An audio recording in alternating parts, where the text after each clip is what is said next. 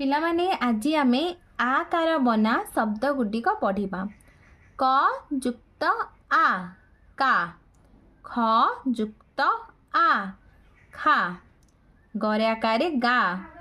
ଘରେ ଆକାର ଘା, ଚରେ ଆକାର ଚା, ଛରେ ଆକାର ଛା, ଜରେ ଆକାର ଯା, ଝରେ ଆକାର ଝା, ଟରେ ଆକାର ଟା, ଠରେ ଆକାର ଠା, ଡରେ ଆକାର ଡା, ଢରେ ଆକାର ଢା, ଅଣରେ ଆକାର ଣା, ତରେ ଆକାର ତା, ଥରେ ଆକାର ଥା, ଦରେ ଆକାର ଦା, ଧରେ ଆକାର ଧା, ନରେ ଆକାର ନା, ପରେ ଆକାର ପା, ଫରେ ଆକାର ଫା, ବରେ ଆକାର ବା, ଭରେ ଆକାର ଭା, ମରେ ଆକାର ମା, ଜରେ ଆକାର ଯା, ରରେ ଆକାର ରା, ଳରେ ଆକାର ଳା, ତାଲବେଶରେ ଆକାର ସା, ମୁଦନେଶରେ ଆକାର ସା, ଦନ୍ତେଶରେ ଆକାର ସା, ହରେ ଆକାର ହା, ଭରେ ଆକାର ଭା, ହର୍ଷେଇ ଭାଇ, ଗରେ ଆକାର ଗା, ଦୀର୍ଘେଇ ଗାଇ, ବରେ ଆକାର ବା, ଟ, ବାଟ,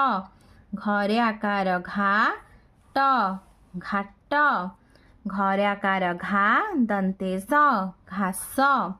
ଚରେ ଆକାର ଚା, ମୁଦନେଶ ଚାଷ, ବରେ ଆକାର ବା, ଦନ୍ତେଶ ବାସ, ବରେ ଆକାର ବା, ର, ବାର, ମରେ ଆକାର ମା, ଦନ୍ତେଶ ମାସ, ଛରେ ଆକାର ଛା, ତ, ଛାତ, ଦ, ୟରେ ଆକାର ୟା, ଦୟା, ମରେ ଆକାର ମା, ୟରେ ଆକାର ୟା, ମାୟା, ଦନ୍ତେଶ ଭରେ ଆକାର ଭା, ସଭା, ତାଲବେଶରେ ଆକାର ସା, ଖରେ ଆକାର ଖା, ଶାଖା, ଗରେ ଆକାର ଗା, ତ, ଗାତ, ଦରେ ଆକାର ଦା, ତରେ ଆକାର ତା, ଦାତା, ମରେ ଆକାର ମା, ତରେ ଆକାର ତା, ମାତା, ନରେ ଆକାର ନା, ତାଲବେଶ ନାଶ, କରେ ଆକାର କା, ତାଲବେଶ କାଶ, ହରେ ଆକାର ହା, ତ, ହାତ, ରରେ ଆକାର ରା, ଜରେ ଆକାର ଯା, ରାଜା, ଲରେ ଆକାର ଲା, ଜରେ ଆକାର ଯା, ଲାଜା, ଭରେ ଆକାର ଭା, ମୁଦନେଶରେ ଆକାର ସା, ଭାଷା, ଆ, ତାଲବେଶରେ ଆକାର ସା, ଆଶା, ଜରେ ଆକାର ଯା, ତ, ଜାତ, ର, ଦନ୍ତେଶ ନରେ ଆକାର ନା,